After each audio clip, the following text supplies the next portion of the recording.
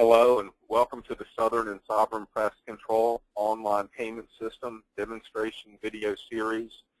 This is demo number 4. And in this video, we're going to cover how the customer can check their account balances and make payments in our online bill payment system.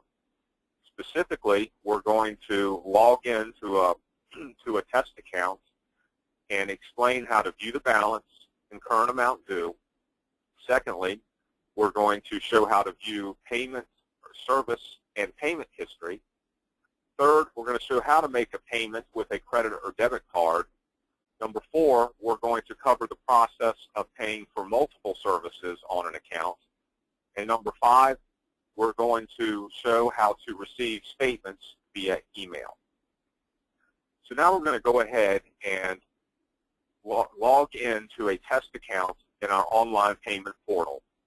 Again, as covered in the previous video, this is our online payment portal, which can be accessed through one of our websites, either www.southernpestcontrol.com for customers in Virginia and Maryland, or www.sovereignpestcontrol for customers in Georgia and Texas.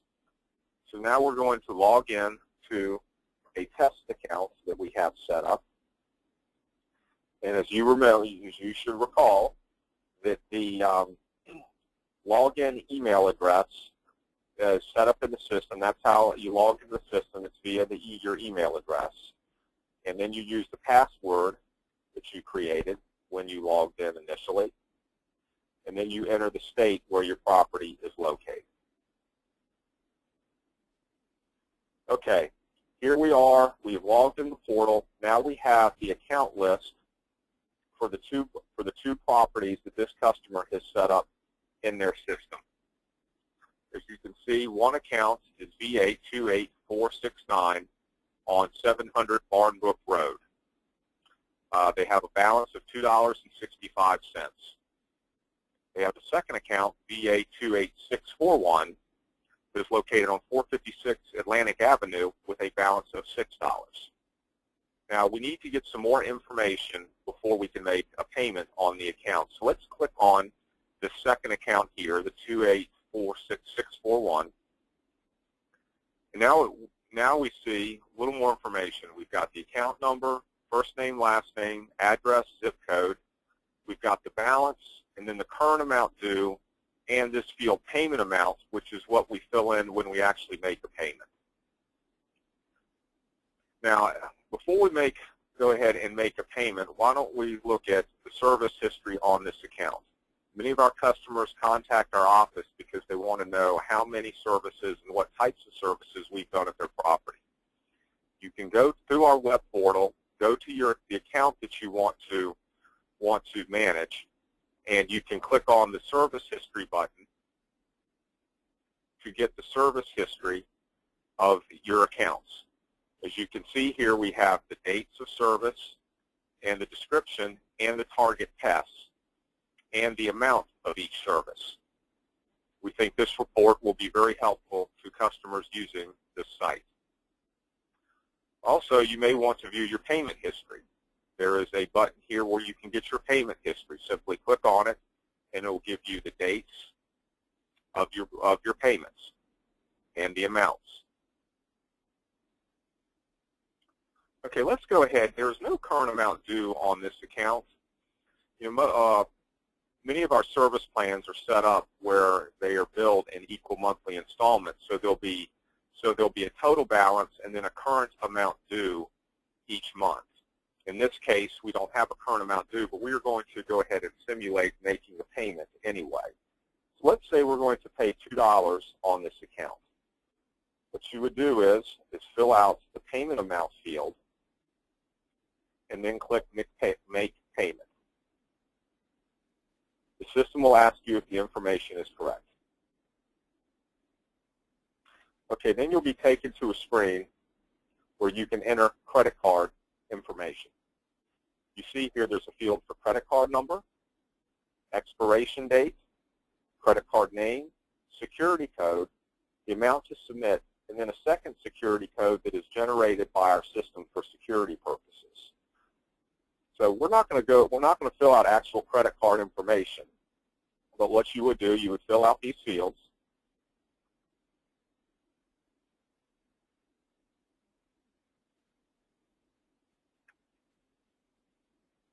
Again, the system will tell you which, depending on what type of card you're using, where to find the security code.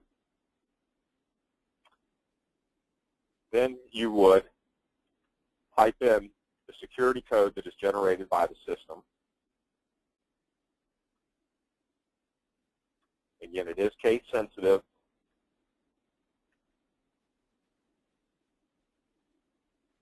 Then you would click the Pay Now button, and your payment would be submitted for approval through the credit card system.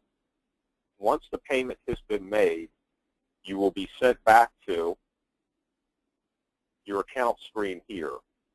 And if we had actually processed the payment would be reflected because the balance would have decreased by $2, and it would also appear in this customer payment history report. In addition, the system will generate a payment confirmation email that will be sent to the login email address. So if a customer decides that they no longer want to receive paper statements in the mail, they can simply check this box here, and once a month they'll receive a statement emailed to them from our billing system. Again, it's simply a matter of checking this box if you wish to receive your statements via email. Okay, I want to go over one more thing, and we're going to use the other test account to show an account that has multiple services with open balances. Now you see here, we've gone to this account and we have a message here that says you currently have multiple open invoices. Please click here to select which invoices to pay. And this is a customer that has had several services done, and haven't paid for them, or they've made only partial payments for each service. So if you click on the Select Invoices to Pay button, you can see a list of services here that have not that still have remaining balances, and it also will show the total amount of the services. Now this will give you the opportunity to select which ones you want to pay. So let's say we're going to pay for the 2 services that were completed on May 16th. You simply select the services here, hit OK. Then you'll be taken to this screen here where you can enter the amount that you want to pay for each service. So let's assume we're going to pay them in full, $1.50 for this service and 30 cents for the second service. Okay, as you can see here at the top, the payment amount is automatically filled in with the total of payment of the $1.80. At this point, you would simply click on the Make Payment button. It would ask you if the information is correct. You hit OK,